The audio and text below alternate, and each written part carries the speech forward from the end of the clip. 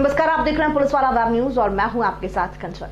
आवास योजना की जानकारी देने के लिए पूर्व मंत्री राजेंद्र शुक्ला के द्वारा गरीबों के लिए एक राहत भरी खबर सुनाई है। उन्होंने प्रेस वार्ता के दौरान बताया कि प्रधानमंत्री आवास योजना में गरीबों को राहत देने के लिए अब राज्य सरकार 1,50,000 अपनी ओर से लगाएगी, जिसका भार हितग्राही के ऊपर से कम हो जाएगा। आपको बता दें कि जो मकान गरीबों को 4,75,000 का मिलता था, वो मात्र 3,25,000 में उन्हें प्राप्त हो सकेगा। इसी तरह से मध्यम वर्गीय परिवार के लिए भी LIG और MIG मकान बनाया जा रहा है। उन्होंने बताया कि LIG मकान प्रथम ताल में 15,50,000 और तृतीय तल में 14,50,000 रुपए के मिलेंगे। इसी तरह से MIG में 20,75,000 प्रथम तल, द्वितीय तल 19,75,000, 18 लाख रुपए के 75,000 के लोगों को उपलब्ध कराए जाएंगे। पूर्व मंत्री राजेंद्र शुक्ला ने कहा कि 2240 मकान बनकर तैयार है, जिसमें से लोगों ने पहले रजिस्ट्रेशन करवाया था। इसके बाद 600 अन्य लोगों ने रजिस्ट्रेशन करवाया है, जिन्हें अब राज्य शासन 1.5 लाख रुपए की और छूट दे रही है। आइए सुनते हैं क्या कहा प्रधानमंत्री आवास योजना के संबंध में पूर्व मंत्री राजेंद्र शुक्ला ने। सभी सम्मानित पत्रकार बंधुओं, आज एक महत्वपूर्ण योजना जो प्रधानमंत्री आवास योजना है, इसके संबंध में शासन ने अभी हाल ही में 2 महत्वपूर्ण निर्णय किए हैं, जिससे गरीबों को और आसानी से मकान मिल सके और जो LIG, MIG और दुकानें मध्यम वर्गीय लोगों के लिए निर्मित किया जा रहा है इस योजना से, उनको भी सुविधा मिल सके। दोनों घटकों को ध्यान में रखते हुए शासन ने निर्णय किया है, तो वो आपकी जानकारी में भी आ जाए और आपके माध्यम से आम लोगों की जानकारी में भी आ जाएगा, तो उन लोगों को आगे बढ़ के इस योजना का लाभ लेने में काफ़ी मदद मिल सकती है। इसलिए मैंने ये तय किया कि इस संबंध में आपसे चर्चा की जाए। आपको मालूम है कि प्रधानमंत्री आवास योजना में EWS 2 कैटेगरी के थे।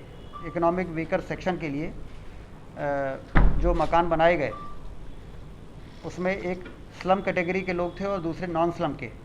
जैसे मान लीजिए किसी झुग्गी झोपड़ी ऐसी बस्ती है, उसको स्लम, और जो मान लीजिए जैसे वो तरहेटी में कोई भूमिहीन गरीब रहता है निम्न वर्ग और मध्यम वर्ग के बीच में, तो उसको नॉन स्लम माना गया कि वो स्लम में तो नहीं है लेकिन गरीब है, उसको भी मकान मिलना चाहिए। तो नॉन स्लम वालों की कीमत तय की गई थी 4.25 लाख रुपए, और जो स्लम में रहने वाले गरीब थे उनके लिए 2 लाख रुपए। तो हमेशा से ये बात आती थी उन गरीबों की तरफ से कि 4.25 लाख रुपए बहुत ज़्यादा है, तो इसलिए राज्य शासन ने उसमें 1.5 लाख रुपए अपना अंश मिलाने का निर्णय किया है। मतलब नॉन स्लम वालों को अब 4.25 लाख रुपए की जगह 3,25,000 रुपये में वो मकान मिलेगा, जो रीवा में कई मोहल्लों में बन के तैयार हुआ है। जैसे सुंदर नगर में आपने देखा होगा, गोल क्वार्टर में, SAF ग्राउंड में, ललपा में, रेतेरा में प्रधानमंत्री आवास 2240 बनने हैं। 2240 में से 1600 लोगों ने रजिस्ट्रेशन कराया था नॉन स्लम वालों ने, और लगभग 600 लोगों ने स्लम बस्ती है, उन स्लम के बस्ती के लोगों ने 20,000 रुपये जमा करके अपना रजिस्ट्रेशन कराया था। तो 1600 लोगों के लिए बहुत बड़ी ये राहत वाली खबर है। मतलब आप समझिए कि 100 लोगों ने तो पूरा पैसा जमा कर दिया था 4.25 लाख रुपए, तो उनको अब 1.5 लाख रुपए लौटाया जाएगा। मतलब 1.5 करोड़ रुपए तो उनका 100 लोगों के बीच में लौटेगा, और जो बाकी बचे हैं उनको 1.5 लाख रुपए कम लगेगा। तो रजिस्ट्रेशन तो करा लिया उन्होंने, अब वो पैसे का इंतजाम कर रहे हैं। तो उनको यदि ये सूचना पहुंचेगी आपके माध्यम से कि अब 3,25,000 में ये मकान मिलेगा, तो मकान भी जल्दी भर जाएंगे, और वो लोग भी अपने कच्चे मकान या कहीं किराए में रह रहे हैं बहुत से गरीब लोग, तो वो लोग भी अपने खुद के भवन में पहुंच जाएंगे। तो एक ये बड़ा काम हुआ है। दूसरा, इस योजना की सफलता के लिए LIG, MIG और शॉप्स भी बनाए गए हैं। वो आम लोगों के लिए है, निम्न और मध्यम वर्गीय लोगों के लिए। जब वो मकान बिकेंगे तो उससे जो पैसा आएगा, वो पैसा भी EWS को बनाने में नगर निगम की जो राशि लग रही है, नगर निगम को राशि की भरपाई होगी, क्योंकि नगर निगम का भी इसमें बहुत राशि लगी हुई है। 70 से 75 करोड़ रुपए नगर निगम का भी लगा हुआ है, तो क्रॉस सब्सिडी मिलेगी जब ये LIG MIG और शॉप्स बिकेंगे। ये LIG MIG और शॉप्स की भी कीमत बहुत रियायती है, क्योंकि इसमें ज़मीन का कीमत लोड नहीं किया गया है।